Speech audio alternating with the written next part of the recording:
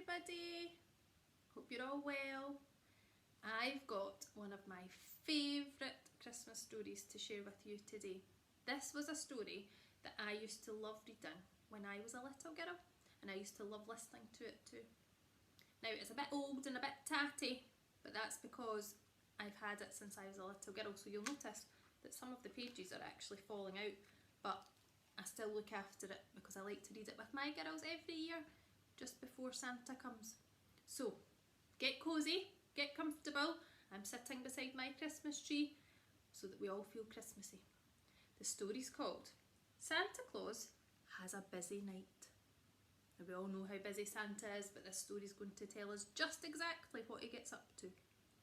So, are we ready? Here we go.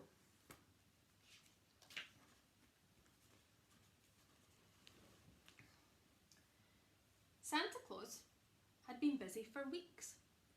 He had had hundreds of letters from boys and girls, all telling him what presents they would like for Christmas. He had sorted out the letters and made a long, long list of presents. There were dolls, bikes, puzzles, books, clothes, boats, planes, paint, watches, radios, computers, trains, games, skates, pencils, balloons, and lots more. And then on the other side of his list, he had written the children's names and where they lived, so that he would know where to go.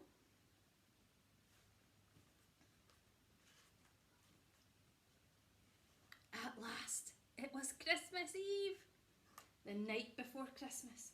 Santa had been even busier that day, filling his sacks and loading them onto his enormous sleigh.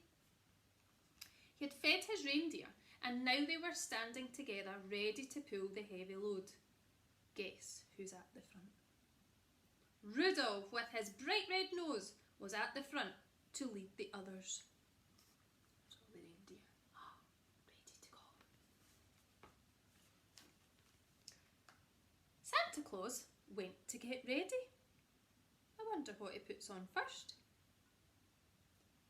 He put on his red trousers.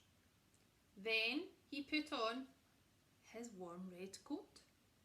Next, he put on his nice warm fuzzy red hat. And at last, he put on his big black boots. He's ready to go. By now, all the children would be going to bed, and Santa Claus was really hoping that they would soon be fast asleep. He had so many places to visit, it was time to go. Here he is, flying through the midnight sky. Up into the sky, through the clouds and back down, over the sleeping towns and cities. Down to the rooftops, Santa Claus stopped his sleigh. I wonder whose house he's stopping at first. Then Santa Claus took one of his heavy sacks and climbed down the first chimney. He filled the stockings and even some pillowcases for toys that were too big. Every time Santa Claus left a present, he ticked a name off his list. Some people left Santa Claus a yummy mince pie or a piece of cake. He was very pleased. Climbing up and down chimneys made him feel really hungry. Being Santa Claus wasn't an easy job. There were houses where the chimneys were too small and houses with no chimneys at all. Some children were sick and in hospital, and others were staying at a different house. But Santa Claus didn't forget anyone. He always had an idea.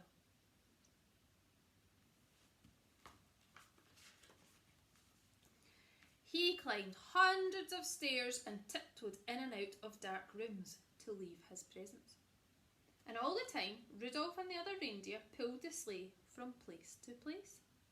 Santa Claus went to places which were cold and snowy. A bit like that here today when I'm reading this story. It's freezing outside. I'm lucky I'm nice and warm in the house. He went to places which were wet and windy, and he nearly lost his hat. He flew over high mountains, over sandy deserts, and over the sea. On and on through the night, Santa flew across the sky. This time he was on his way to a hot country where it was summer and not winter. I wonder where that could be. Phew! He wished he could take off his thick red coat and his big furry boots. Christmas Day was going to be a really hot day for these children. Like he's all hot. Hot and bothered. At last, Santa Claus reached the last name on his list. He had finished. All the sacks were empty. It would be daylight soon and the children would be waking up. "Time to go home, Rudolph," he said. When Santa Claus got back home, the first thing he did was to feed his tired reindeer and put them to bed. Then he went into his house, took off his hat, his coat and his boots and sat in his big chair by the fire. He looks all cosy, doesn't he?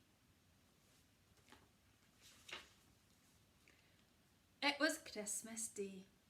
Santa Claus thought about all the places he'd visited. By now all the children would be awake.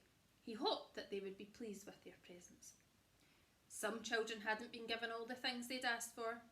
Santa Claus just couldn't carry any more. Some children would remember to say thank you and others would forget. Oops. Oh well, and Santa Claus went to sleep. But there's one thing we've forgotten in this story. Who delivers presents to Santa Claus? He needs presents too, doesn't he? Who do you think delivers presents to Santa Claus? What a lovely little story, all about Santa Claus and his very busy night. I hope you enjoyed listening to this story, and I'm sure you've got lots of other stories to listen to as well. So take care, stay safe, see you soon.